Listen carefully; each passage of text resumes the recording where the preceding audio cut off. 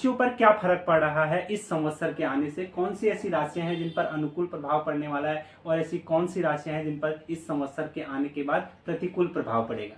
किसी व्यापार और खेल के क्षेत्रों में इसका क्या प्रभाव पड़ने वाला है, तो उसके बारे में पंडित जी से थोड़ा सा प्रकाश डालेंगे। तो पंडित जी आप हमको बताइए कि सबसे पहले तो पॉलिटिक्स में इसका क्या असर पड़ेगा। नवमी तिथि मधुमास पुनीता शुक्ल पक्ष अभिजीत हरिप्रिया मध्य दिवस अति शीत न घामा पावन काल लोक विश्रामा। गोस्वामी तुलसीदास जी द्वारा रचित श्री राम जन्म पर ये चौपाइयों को चरितार्थ करता ये सब मौसम। नमस्कार दोस्तों, स्वागत है आपका मेरे एक और नए ब्लॉग में। मेरा नाम है हिमांशु और आप देख रहे हैं पंत फैमिली ब्लॉग्स। तो दोस्तों आज हम नव संवत्सर पर यहाँ पर चर्चा करेंगे। ये नव संवत्सर जो हिंदुओं का नव संवत्सर स्टार्ट हुआ है, ये हमारे कौन सी राशियों पर अनुकूल और कौन सी राशियों पर प्रतिकूल प्रभाव पड़ेगा, इसको जानने हमारे ज्योतिषाचार्य जी से चर्चा करेंगे। तो हमारे साथ हैं ज्योतिषाचार्य श्री ललित मोहन सत्यवली जी। सबसे पहले आचार्य जी, आप हमारे चैनल पर आपका बहुत बहुत स्वागत है और आपको मेरा प्रणाम है। जी आपको भी प्रणाम। दोस्तों वैसे तो ज्योतिषाचार्य जी किसी परिचय के मोहताज नहीं है। दोस्तों ये हमारे यहाँ पे दुर्गा मंदिर है, वहाँ पर पुजारी जी हैं। तो इन्होंने ऑलरेडी ज्योतिष से ग्रेजुएशन कर रखी है और ज्योतिष के मतलब में जाने माने यहाँ पे महिपालपुर में जाना माना नाम है इनका, और काफ़ी कुछ ज्योतिष के बारे में नॉलेज रखते हैं। तो आइए दोस्तों आज हम इनसे कुछ प्रश्न करेंगे और ये हिंदू नव वर्ष कौन सी राशियों पर अनुकूल प्रभाव डालने वाला है और कौन सी ऐसी राशियां हैं जिन पर प्रतिकूल प्रभाव डालेगा, इसके बारे में आज हम ज्योतिषाचार्य जी से चर्चा करेंगे। तो आइए ज्योतिषाचार्य जी से अपना पहला प्रश्न पूछते हैं। सबसे पहला प्रश्न हिंदू संवत्सर है, जो इसके बारे में आप थोड़ा सा बेसिक नॉलेज अगर आप हमको देना चाहें तो ये क्या चीज होती है, ये संवत्सर क्या है, इसके बारे में अगर बताना चाहेंगे तो कृपया करके बताइए। आदित्या ग्रहा सर्वे सनक्षत्रा सराशयः दीर्घमायु प्रियच्छन्तु यशेषा वर्ष पत्रिका। तो हमारी जो वर्ष पत्रिका बनती है, जो चैत्र हिंदू नव वर्ष है जी। ये चैत्र मास से शुक्ल पक्ष प्रतिपदा से हम लोग जो है हिंदू नव वर्ष मानते हैं जी। तो इस दिन की गणना के अनुसार हम अपने पूरे संवत्सर का आकलन करते हैं और उसी के अनुसार जो है संवत्सर का नाम, राजा, मंत्री आदि सभी चीज़ों का विभाजन होता है। तो इस वर्ष जो है कहते हैं कि चैत्र मासी जगत ब्रह्मा संसर्जम प्रथमे अहनी। ब्रह्म पुराण के अनुसार ब्रह्मा जी ने आज ही के दिन यानी चैत्र पक्ष शुक्ल प्रतिपदा से हमारी पूरी सृष्टि की रचना का प्रारंभ किया था जी। जिससे जो है हम हिंदू नव वर्ष को मानते हैं और आज से ही हमारा नया संवत्सर प्रारंभ होता है। और अगर नए संवत्सर के महत्व के बारे में आपको कहें तो वैदिक हिंदू सनातन धर्म में जितनी भी पूजा पाठ, यज्ञ, अनुष्ठान, होम आदि नित्य कर्म होते हैं वे सभी जो है बिना संवत्सर के नाम के संकल्प पूर्व नहीं होता है। इसलिए जो है संकल्प में संवत्सर का नाम लेने के बाद ही वह संकल्प हमारा पूर्ण माना जाता है। तो इस साल जो है यह संवत्सर बड़ा ही शुभ है। तो दोस्तों अभी पंडित जी ने हमको संवत्सर के बारे में बेसिक नॉलेज दे दिया है। दोस्तों ये हमारा एक नव वर्ष ही होता है, जैसे हमारा वैसे न्यू ईयर हम जनवरी से मनाते हैं, तो जो हिंदुओं का नव वर्ष होता है तो इसी दिन से स्टार्ट होता है। तो दोस्तों अब पंडित जी से मैं अपना दूसरा सवाल करूंगा। पंडित जी से मेरा दूसरा सवाल ये रहेगा, तो हर संवत्सर का नाम रखा जाता है, तो इस संवत्सर का क्या नाम रखा गया है और कौन से इसमें राजा और मंत्री पद पर आसीन रहेंगे। इस साल जो हमारा नव संवत्सर प्रारंभ हुआ है इसका नाम सिद्धार्थी है जी। और यह जो है बड़ा ही शुभ फल देने वाला है। साथ में इसके राजा स्वयं भगवान सूर्य देव हैं और मंत्री भी जो है सूर्य महाराज हैं जी। अतः यह साल जो है धन धान्य से भरा हुआ सभी के लिए जो है सुखदायी रहेगा जी। तो पंडित जी मेरा आपसे अगला सवाल ये रहेगा कि जो हम नववर्ष मनाते हैं 1 जनवरी को, उससे हमारा जो हिंदू नववर्ष है ये उससे किस प्रकार भिन्न है। जो हमारा हिंदू नववर्ष है जो चैत्र शुक्ल पक्ष प्रतिपदा से मनाया जाता है, तो कहते हैं कि इसी दिन से सतयुग का प्रारंभ हुआ था जी। और इसमें जो है अनेक प्रकार की प्राकृतिक जो है हमारी सुंदर सुंदर घटनाएं घटित होती हैं, जिसमें जो है चैत्र में जो है वसंत ऋतु का प्रारंभ होता है। अनेक प्रकार के नए वृक्ष फल आदि सब पुरानी अपनी जो है पत्ती आदि को त्याग कर नए रूप में जो है अपना जीवन धारण करते हैं। तो इसलिए यह जो है हर्षोल्लास के साथ बड़ी अच्छी ऋतु में और सूर्योदय काल से जो है हम नव वर्ष को मानते हैं। जबकि दूसरी तरफ जो अंग्रेजी का नव वर्ष है वह जो है पौष मास में लगभग आता है और जो पश्चिमी सभ्यता को दर्शाता है और आधी रात से शुरू होता है। अतः हमारे यहाँ सूर्योदय से ही नया दिन का प्रारंभ मानते हैं और इसीलिए हम हिंदू नव वर्ष को भी सूर्योदय काल से ही नए संवत्सर के साथ पूजा पाठ यज्ञ अनुष्ठान होम आदि के साथ दान जप तप आदि अनेक शुभ कृत्यों के साथ और चैत्र नवरात्र के प्रथम दिन से ही हम नव संवत्सर को नए साल को प्रारंभ करते हैं। जी, मेरा अगला सवाल आपसे ये रहेगा कि इनका हमारी राशियों पर क्या फर्क पड़ रहा है इस संवत्सर के आने से? कौन सी ऐसी राशियां हैं जिन पर अनुकूल प्रभाव पड़ने वाला है और ऐसी कौन सी राशियां हैं जिन पर इस संवत्सर के आने के बाद प्रतिकूल प्रभाव पड़ेगा? हाँ, हमारे यहाँ सिद्धार्थी नाम का जो शुभ संवत्सर है इसका जो है संवत्सर प्रारंभ के दिन चंद्रमा के अनुसार गणना की जाती है कि यह किन राशियों पर शुभ रहेगा और किन राशियों पर इसका अशुभ प्रभाव रहेगा।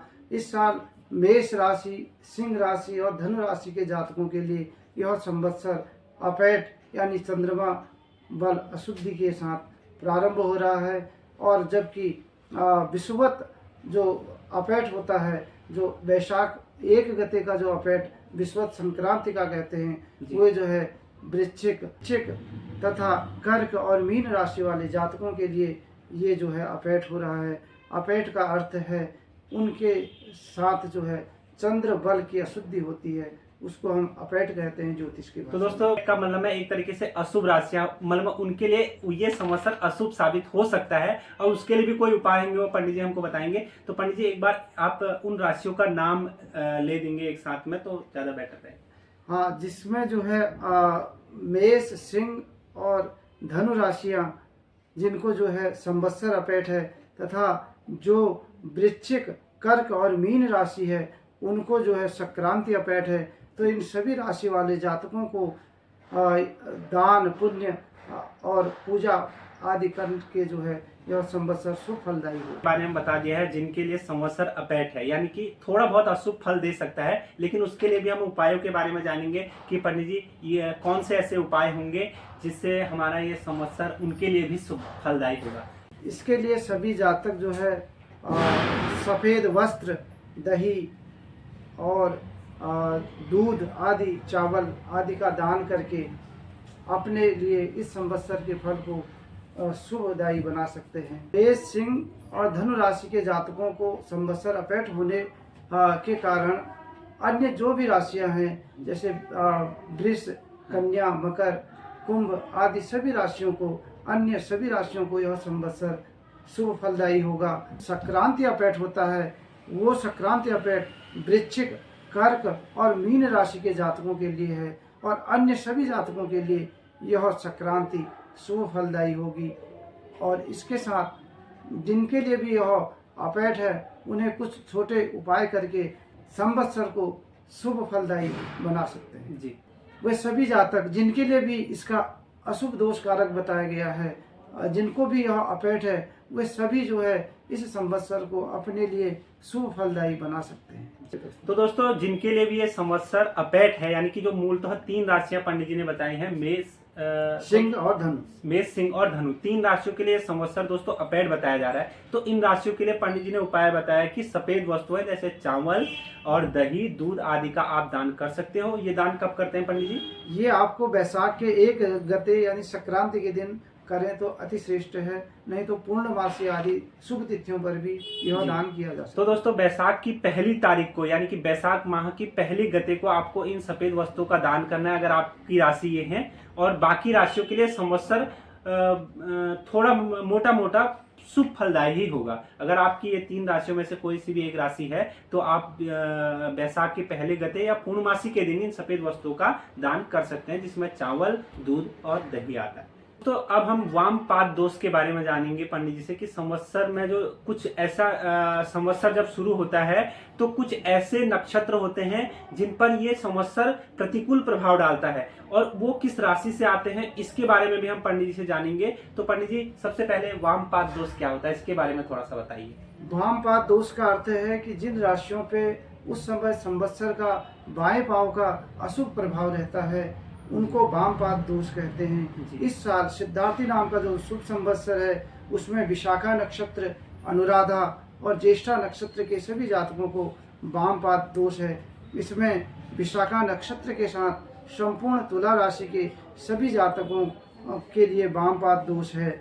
और ऐसा दोष ये कोई बहुत बड़ा अरिष्ट कारक नहीं है, किंतु वामपाद दोष को कुछ अरिष्टकारी माना जाता है। अतः इस अरिष्ट को दूर करने के लिए कुछ छोटे उपाय किए जा सकते हैं, जिसमें वैशाख के 1 गते, वैशाख की संक्रांति को हमें जो है चांदी का बायां पांव अथवा सफ़ेद कपड़ा, चांदी की कोई वस्तु अथवा दूध, दही आदि का यथाशक्ति दान आदि करके वामपाद दोष से निवारण करना चाहिए, जिससे हमें इस वामपाद दोष से मुक्ति मिल जाती है और हमारा यह साल शुभ रहता है। दोस्तों, आप में से जिसका भी जन्म कुंडली में नक्षत्र विशाखा, अनुराधा और ज्येष्ठा है तो आप उसका वो वामपाद दोष में आता है, जिसमें मूलतः चांदी की वस्तुएं और कोई सपूज वस्तु वैशाख मास की पहली गते को दान करनी होती है।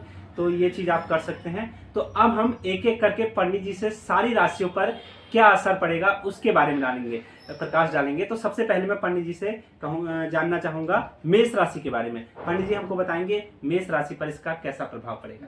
मेष राशि पर नए संवत्सर का शुभ प्रभाव रहेगा। कुछ जो है समस्याओं के साथ यह संवत्सर लाभकारी ही सिद्ध होगा। तो पंडित जी वृषभ राशि पर इसका क्या प्रभाव पड़ेगा। वृषभ राशि वालों को भी अनेक प्रकार का धन लाभ और आय की अधिकता रहेगी और यह संवत्सर शुभ फलदायी होगा। जी, वृषभ के बाद पंडित जी मिथुन राशि के जातकों के लिए भी यह संवत्सर शुभ फलदायी है, तथा साथ में कर्क राशि वालों के घर में कुछ ग्रह क्लेश के योग हैं और वे भी जो है कुछ उपाय करके उनको ठीक कर सकते हैं।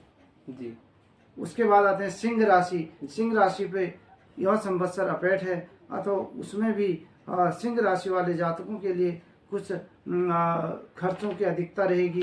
साथ में कन्या राशि के जातकों को यह संवत्सर लाभदायी होगा और तुला राशि के जातकों को भी यह लाभकारी सिद्ध होगा। जी, वृश्चिक राशि के जातकों के लिए भी लाभकारी तथा धनु राशि के जातकों के लिए थोड़ा क्लेश और घरेलू समस्याओं को लेकर यह संवत्सर आ सकता है। मकर राशि वाले जातकों को विजय प्राप्त होगी तथा कुंभ राशि वाले जातकों के लिए भी उनकी मनोकामनाओं को पूर्ण करने वाला यह संवत्सर होगा। साथ में अंत में मीन राशि वाले जातकों के लिए भी यह संवत्सर कुछ उलझनों के साथ अंततः शुभ फलदायी होगा। जी, तो पंडित जी ने एक एक करके सारी राशियों के बारे में हमको बता दिया है कि कौन सी राशियों के लिए ये संवत्सर शुभ होगा और कौन सी राशियों के लिए ये संवत्सर अशुभ होगा। तो अब हम अंततः पंडित जी से ये जानना चाहेंगे कि इसका जो हमारे मौसम पर और साथ ही व्यापार और खेल के क्षेत्रों में इसका क्या प्रभाव पड़ने वाला है, तो उसके बारे में पंडित जी से थोड़ा सा प्रकाश डालेंगे। तो पंडित जी आप हमको बताइए कि सबसे पहले तो पॉलिटिक्स में इसका क्या असर पड़ेगा। सिद्धार्थी नाम का जो शुभ संवत्सर है, इसमें जो है जो हमारी छोटी रीजनल पार्टियां हैं, वो क्षेत्रीय पार्टियां हैं, वो अपने अस्तित्व को बढ़ाएंगी तथा उनमें आपसी जो है खींचातानी बनी रहेगी और केंद्र की सरकार स्थिर रूप से अपना कार्यकाल पूर्ण करेगी।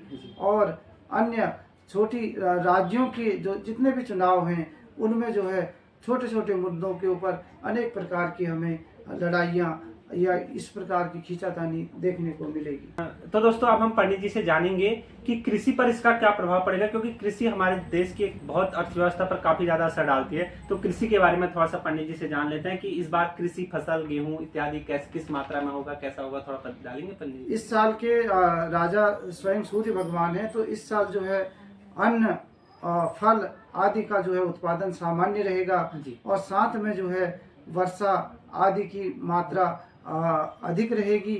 तो दोस्तों अब मैं पंडित जी से जानूंगा कि मौसम कैसा रहेगा, क्या गर्मी कितनी पड़ेगी और बरसात कैसी रहेगी, तो पंडित जी से एक बार इस संवत्सर में मौसम के बारे में जानकारी लेते हैं। इस साल जो है राजा स्वयं भगवान सूर्य होने के कारण गर्मी की अधिकता रहेगी जी। और साथ में जो है कुछ स्थानों पर उत्तरी भागों में बाढ़, भूस्खलन, भूकंप आदि का भी जो है अनावृष्टि आदि का भी योग रहेगा और गर्मी अधिक रहने के कारण फसलों की पर्याप्तता, थोड़ा महंगाई आदि का योग भी बनता है जी। तो दोस्तों इसी के साथ इस वीडियो को यहीं पे संपन्न करते हैं। अगर आपको हमारे संवत्सर विशेष वाली वीडियो अच्छी लगी तो इसको लाइक करें और अपने कीमती सुझावों के लिए दोस्तों कमेंट करना ना भूलें। तो इसी के साथ पंडित जी से लेते हैं विदाई। मिलता हूँ आपको अपनी अगली वीडियो में, तब तक के लिए नमस्कार। नमस्कार।